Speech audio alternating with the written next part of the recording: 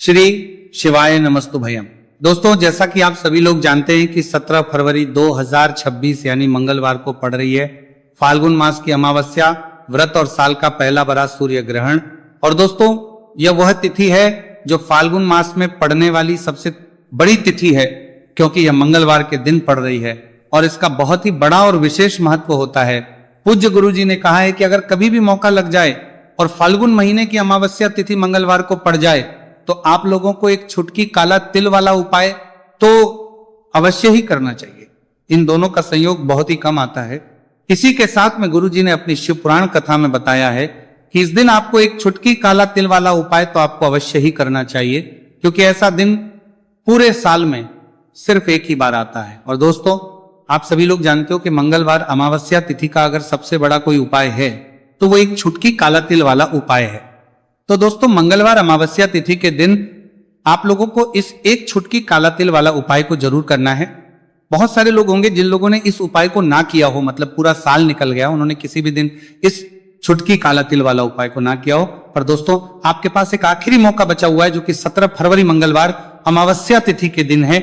इस दिन आप लोगों को इस वाले उपाय को जरूर कर लेना है। भले ही आपने पूरे महीने भर इस उपाय को ना किया हो, पर अगर आपने इस महीने के मंगलवार अमावस्या तिथि के दिन अगर इस वाले उपाय को कर लिया तो आपको इस उपाय को करने का वह फल मिलेगा जिसकी आपने कभी कल्पना भी नहीं करी होगी।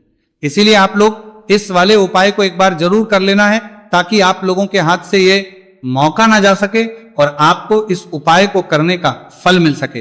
दोस्तों, यह उपाय पंडित जी ने अपनी अभी की ही श्री शिव महापुराण की कथा में बताया है। उपाय को आज हम आपको बहुत अच्छे से समझाने वाले हैं। इस वीडियो को देखने के बाद इस उपाय को समझने के लिए आपको कोई और वीडियो को देखने की जरूरत नहीं पड़ेगी। तो चलिए दोस्तों, उपाय को शुरू करते हैं।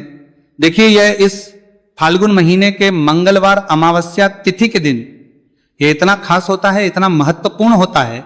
देखा गया है कभी कभी बड़े बड़े पूजा पाठ अनुष्ठान से जो मनोकामना पूर्ण नहीं होते, वह फाल्गुन महीने की मंगलवार अमावस्या तिथि के दिन एक छोटे से उपाय करने से ही आपकी मनोकामना पूर्ण हुए। और बहुत सारे लोगों ने इस उपाय को किया भी है और उनको इस उपाय को करने का फल भी जरूर मिला है।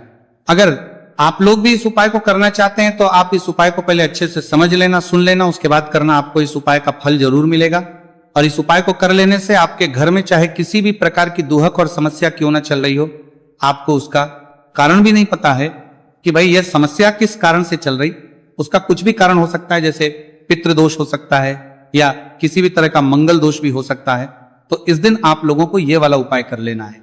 ये एक ऐसा उपाय है जिस उपाय को अगर किसी विशेष दिन पर किया जाए तो भाई उस विशेष दिन का जो है वो तो हमें मिलता ही मिलता है, पर हमने उस दिन पर इस उपाय को किया है तो हमें उससे भी बड़ा फल मिलता है, और फल बहुत जल्दी मिलता है, क्योंकि आप इस उपाय को बहुत ही बड़े और विशेष दिन पर रहे हो। तो चलिए अब उपाय के बारे में बात करते हैं, लेकिन उससे पहले आप लोगों को यह जानना आवश्यक है कि आखिर यह उपाय किस समय करना है, किसको करना है और कैसे करना है। तो चलिए हम आगे आपको वीडियो में एक एक करके बता देते हैं। लेकिन उससे पहले अगर आप लोग हमारे चैनल पर पहली बार आए हैं या फिर मेरी आवाज आज पहली बार सुन रहे हैं तो हमारे चैनल को सब्सक्राइब जरूर कर लेना, और इस वीडियो को लाइक करके कमेंट बॉक्स में श्री शिवाय नमस्तु भयम ओम नमः शिवाय जरूर टाइप कर देना।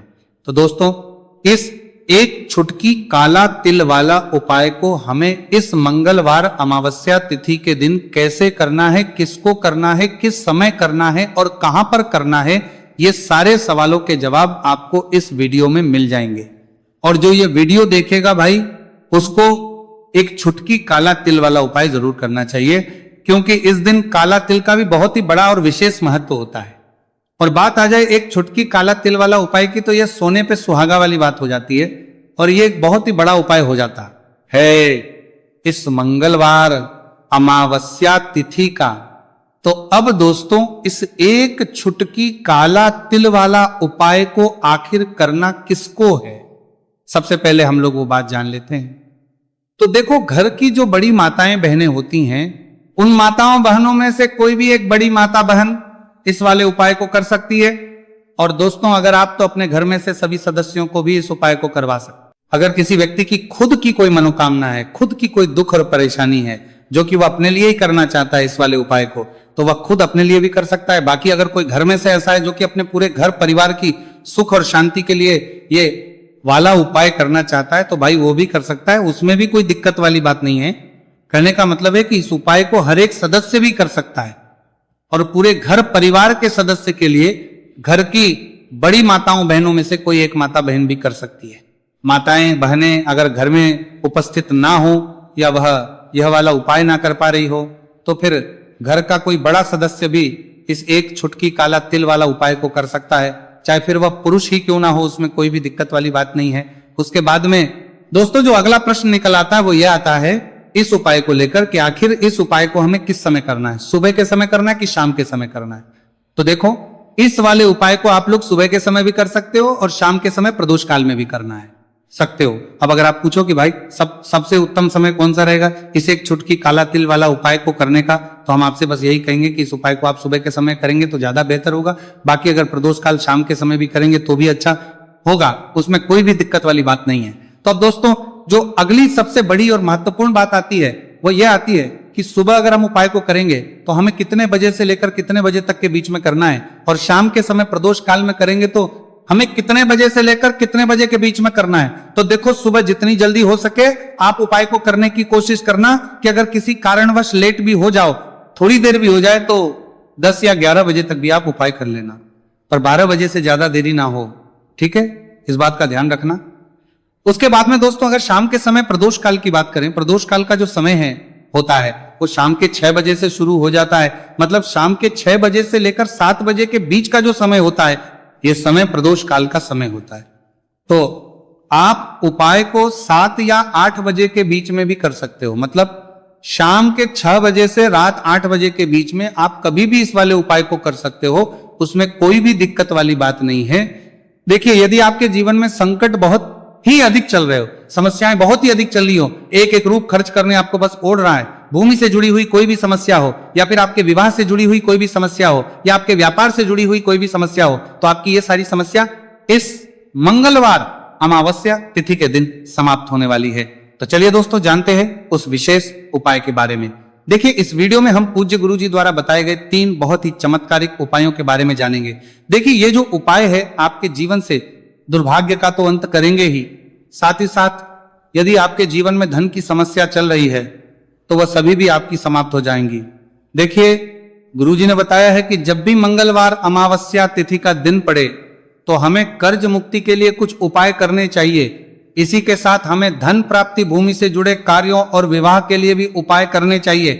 तो चलिए दोस्तों जानते हैं गुरुजी द्वारा बताए गए सबसे पहले उपाय के बारे में। देखिए यह उपाय विशेषकर उन लोगों को करना है जिनकी भूमि से जुड़ी कोई भी समस्या चल रही हो, यानी कि उनकी भी जमीन से जुड़ी हुई समस्या चल रही है, यानी कि जो लोग मकान खरीदना चाहते हैं या फिर उनका खेत से जुड़ा कोई भी केस चल रहा है या फिर जिनके भी विवाह में विलंब हो रहा है या फिर जिन भी लोगों के जीवन में कर्ज बहुत ही अधिक बढ़ने लगा है, कर्ज जो है वो चुका नहीं पा रहे हैं, तो गुरुजी ने कहा है कि ऐसे लोगों को यह उपाय करना चाहिए। देखिए इस उपाय के लिए आपको थोड़े से काले तिल ले लेने हैं। देख आपको मात्र 1 चुटकी काले तिल ले लेने हैं। इसी के साथ में आपको थोड़ा सा शहद ले लेना है। फिर सबसे अंत में आपको 1 लोटा शुद्ध जल ले लेना है। तांबे के पात्र के अंदर आपको अपने घर से शुद्ध जल ले लेना है और इन सभी सामग्रियों को आपको लेकर के पहुंच जाना है। भगवान शिव के मंदिर में देखिए पूज्य गुरुजी ने बताया है कि इस उपाय को आप सुबह से लेकर के शाम तक किसी भी समय में कर सकते हैं। देखिए मंदिर पहुंचने के आप जो काले तिल लेकर के गए थे उनमें आपको थोड़ा सा शहद लगा लेना है। देखिए आप जो शहद लेकर के आए हैं उस शहद में आपको ये काले तिल अच्छे से डुबो देना है और शहद से युक्त ये जो काले तिल हैं इन्हें आपको शिवलिंग पर अर्पित कर देने हैं या फिर आपको शिवलिंग के चारों तरफ अच्छे से काले तिल का लेपन कर देना है। पूज्य गुरुजी ने बताया है कि लेपन करते समय यदि आपके जीवन में कर्ज से जुड़ी समस्याएं चल रही हैं, लेपन करते समय आपको आर्यन मुक्तेश्वर महादेव का स्मरण करना है या फिर आपके जीवन में विवाह से संबंधित या फिर जमीन से संबंधित कोई भी समस्या चल रही है तो फिर आपको मंगलेश्वर महादेव का स्मरण करना है। इसके बाद जो आप जल लेकर के आए उसे आपको धीरे धीरे शिवलिंग पर अर्पित कर देना है तथा आपको लगातार शिव महापुराण के मूल मंत्र श्री शिवाय नमस्तु भयम इस मंत्र का जाप करते रहना है। पूज्य गुरुजी ने बताया है कि सिर्फ 1 मंगलवार अमावस्या तिथि यह उपाय करके देखना और आप स्वयं देखेंगे कि 2 से 3 महीने के अंदर आपके जीवन से जुड़ी हुई जो भी समस्याएं हैं बस सभी समस्या बहुत ही जल्द महादेव की कृपा से दूर होने लगेगी। तो दोस्तों, इस प्रकार से आपको यह पहला उपाय ना है। अब हम जानते हैं दूसरे विशेष उपाय के बारे में। देखिए, इस उपाय के लिए आपको एक प्यारी सी बेलपत्र ले लेनी है। इसी के साथ में एक लोटा शुद्ध जल लेना है तांबे के पात्र के अंदर, और इसी के साथ में आपको थोड़ा सा शहद ले लेना है। देखिए, मंगलवार का दिन है और मंगलवार अमावस्या तिथि के दिन यदि हम शहद का उपाय करते हैं तो इससे महादेव हमसे बहुत ही अधिक प्रसन्न होकर के हमारी मनोकामना को परिपूर्ण करते हैं। देखिए दोस्तों, यदि आपको बेलपत्र नहीं मिल पाती है तो आप भगवान शिव के शिवलिंग पर जो बेलपत्र छड़ी हुई होती है उसे शुद्ध जल से धो करके उसका उपयोग कर सकते हैं। तो इन सभी सामग्रियों को आपको भगवान शिव के मंदिर में लेकर के पहुंच जाना है। गुरुजी ने कहा है कि इस उपाय को भी आप सुबह से लेकर के शाम तक किसी भी समय में कर सकते हैं। देखिए, मंदिर पहुंचने के बाद आपके पास जो एक बेलपत्र है और बेलपत्र की जो सबसे बड़ी वाली पत्ती होती है और उसकी जो चिकनी साइड होती है उस पर आपको अच्छे से शहद का लेपन कर देना है। यानी कि बेलपत्र की बड़ी वाली पत्ती पर, पूरी ही पत्ती पर अच्छे से शहद लगा देना है। अब देखिए, ये जो बेलपत्र है इसे आपको अपने सीधे हाथ की हथेली पर रखना है और आपके जो भी कार्य अटक रहे। देखिए, बहुत से लोग ऐसे होते हैं जो अपने नौकरी को प्राप्त करने के लिए सालों से तैयारी करते हैं लेकिन उनको नौकरी नहीं प्राप्त होगा पाती है। बहुत से ऐसे लोग होते हैं जो बहुत ही मेहनत करते हैं, धन भक्ति के लिए बहुत अधिक प्रयास करते हैं लेकिन फिर भी उनको धन प्राप्त नहीं हो पाता है। तो गुरुजी ने बताया है कि जब भी आपको अपने कार्यों में सफलता ना मिले तो फिर आपको मंगलवार के दिन इस उपाय को अवश्य करना चाहिए। देखिए, अब आपको जिस भी कार्य में सफलता प्राप्ति करनी है उस कार्य को सफल बनाने के लिए आपको महादेव से प्रार्थना कर लेनी है और फिर यह जो एक बेलपत्र है इसे आपको भगवान शिव के शिवलिंग पर अर्पित कर देनी है। देखिए, बेलपत्र की चिकनी साइड जिस पर आपने शहद लगाए हैं वह शिवलिंग से स्पर्श रहेगी और इसकी जो डंडी है वह आपको जलाधारी की ओर रखनी है। इस प्रकार से आपको यह बेलपत्र अर्पित कर देनी है। अब देखिए, आप जो एक लोटा जल लेकर के आए हैं उसे आपको भगवान शिव के शिवलिंग पर धीरे धीरे अर्पित कर देना है। श्री शिवाय नमस्तु भयम इस मंत्र का जाप करते हुए देखिए, जैसे ही यह जल शिवलिंग से होकर के जलाधारी की ओर बह करके आएगा तो इसे आपको थोड़ा सा अपने सीधे हाथ की हथेली में झेल लेना है। इस जल को आपको अपनी दोनों आंखों पर लगा लेना है और इस जल का थोड़ा सा छिड़काव आपको अपने शरीर पर कर लेना है।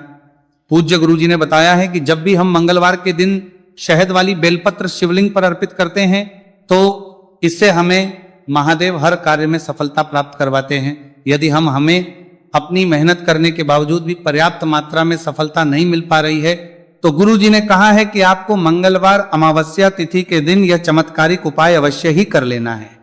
अब दोस्तों, हम जान लेते हैं गुरुजी द्वारा बताए गए तीसरे विशेष उपाय के बारे में। देखिए, इस उपाय के लिए भी आपको मात्र एक लोटा शुद्ध जल ले लेना है तांबे के पात्र के अंदर। फिर इसी के साथ में आपको एक प्यारी सी बेलपत्र ले लेनी है। बेलपत्र आपको ध्यान रखना है कि कैसे भी कटी हुई खंडित नहीं होनी चाहिए। अब देखिए, मात्र 2 सामग्री लेकर के आपको भगवान शिव के मंदिर में पहुंच जाना है। पूज्य गुरुजी ने बताया है कि यह उपाय विशेषकर उन लोगों को करना है जिनकी कोई भी विशेष मनोकामनाएं जो कई दिनों से परिपूर्ण नहीं हो पा रही, चाहे वह विवाह से संबंधित हो, नौकरी से संबंधित हो, व्यापार से संबंधित हो, चाहे किसी भी प्रकार की मनोकामना है जो परिपूर्ण नहीं हो पा रही है, तो उसके लिए आपको यह उपाय करना है। देखिए, इस उपाय को भी आप सुबह से कि शाम तक किसी भी समय में कर सकते हैं। देखिए, मंदिर पहुंचने के बाद सबसे पहले तो आप बेलपत्र लेकर के आए हैं, उसे आपको अपने सीधे हाथ की हथेली पर रखना है और आपको महादेव से प्रार्थना करनी है कि हे मेरे महादेव, मेरी ये जो मनोकामनाएं बहुत दिनों से अधूरी है, मैंने कई प्रकार के उपाय कर लिए हैं, कई प्रकार के व्रत कर लिए हैं, लेकिन अभी तक मेरी मनोकामना परिपूर्ण नहीं हो पाई है। तो उस मनोकामना को परिपूर्ण करने के लिए प्रार्थना करनी है और ये एक बेलपत्र आपको शिवलिंग पर अर्पित कर देनी है। देखिए, बेलपत्र की जो चिकनी साइड है वो शिवलिंग से स्पर्श रहेगी और इसकी जो है वो आपको जलाधारी की ओर रखनी है। इस प्रकार से आपको यह बेलपत्र अर्पित कर देनी है। इसी प्रकार से आपको यह बेलपत्र अर्पित करनी है। अब देखिए, आप जो एक लोटा शुद्ध जल लेकर के आए हैं इसे आपको धीरे धीरे शिवलिंग पर अर्पित कर देना है। इस मंत्र का जाप करते हुए देखिए, जल अर्पित करते हुए आपको कम से कम 11 बार श्री शिवाय नमस्तु भयम या फिर ओम